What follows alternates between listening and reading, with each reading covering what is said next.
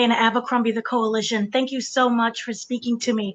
This was I love this docu-series for just how educational it was, the ups and downs. So what I wanted to know is the mapping out process of learning of wanting to know the audience of what was important, as opposed to also how it's embedded in the legacy. What was Mhm. the starting point, did you feel, that really created each moment or each chapter for the docu-series? Yeah, no, it's a fantastic question. I think from the beginning we sort of had four pillars of focus for four themes that we wanted to focus on. We had the story of Atlanta.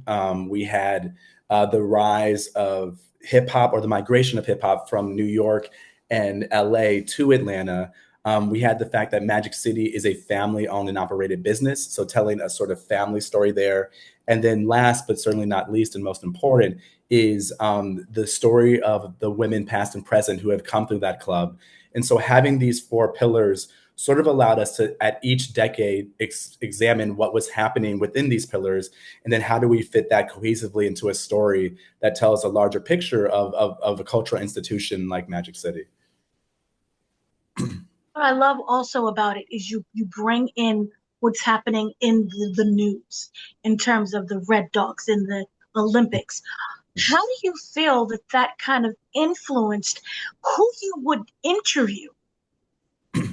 Yeah, I mean that's a great question. I think, as a documentary director, you want to have perspectives from all sides, right? You don't want to have like a one-sided story. So I think our producing team was always searching for, well, if this is one person's perspective, can we find someone with the complete opposite perspective, and can we present both sides to the audience, and then let the audience decide, well, how do I feel about the information that I've been given? I think that was a focus and an aim and a desire from us from the beginning. And having some of this news matriculate into the story only helped us broaden the scope and understanding of Atlanta and Magic City at the same time. And what I also love is the music aspect of it. How it starts off as like this is a family owned operated, and it's just dancers as opposed to what we see now. It's pure entertainment. It's like an Mhm. Olympic sport. I was wondering, can you talk about the influence of the music and knowing which milestones would best represent the era of Magic City? Yeah. Yeah. I mean, that's a great question, because the thing is there's so much music history tied to the club.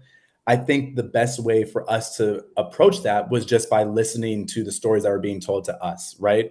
Like understand, even talking to Mr. Magic firsthand in his multiple interviews, like what were the key milestones in your opinion that sort of dictated or charted the rise of music here? And then going to Jermaine Dupri and hearing his version, and hearing, oh, well, we maybe missed a moment here, or we should focus on this moment here.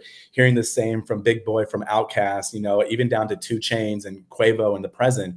It's just all of these. It's honestly, all of our musicians were historians in their own right, because they had all grown up around the club. So they had a lot of respect in making sure we tell the story the right way, as well. Do you feel that the goal was to dispel kind of the negative side of what stripping is? I feel like the goal of this documentary is to be honest, truthful, and honor the perspectives of those that are sharing their stories. And I think the reason I say that is because I think there are elements of social critique about strip clubs that are valid. I think there are elements of social critique that are invalid. I think there are beautiful moments, that and community that exists within a strip club. I think there are sort of grittier and not so beautiful moments that exist within a strip club, and all of that lives in conversation with one another. It's not just a this or that. It's how do I share this perspective to have a deeper understanding of the environment of Magic City. Yeah. Wonderful. Well, thank you so much for speaking to me. You did a great job. Thank you. Thank you. You as well. You have a nice day. Thank you.